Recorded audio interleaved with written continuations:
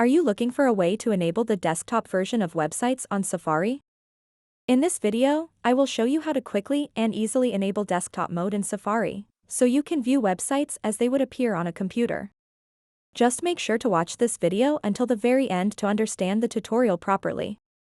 To get started, open up the Safari web browser and then go over to the website that you want to request the desktop version of.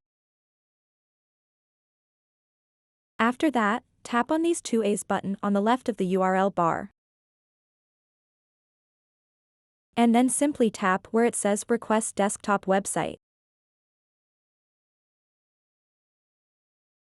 And it will load up the desktop version of that site on your iPhone. You can just zoom in and view the content of the website because it is going to load the entire desktop version of that web page. If you want to go back to the mobile version, tap on those same two A's button on the left of the URL bar.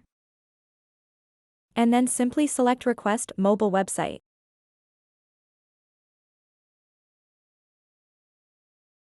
So that wraps up this tutorial. If you have any questions about this whole process, please let me know in the comments section below. And if this video helped you out, please give it a big thumbs up and subscribe to this channel for more tutorial videos like this one. Thank you so much for watching and have a good day.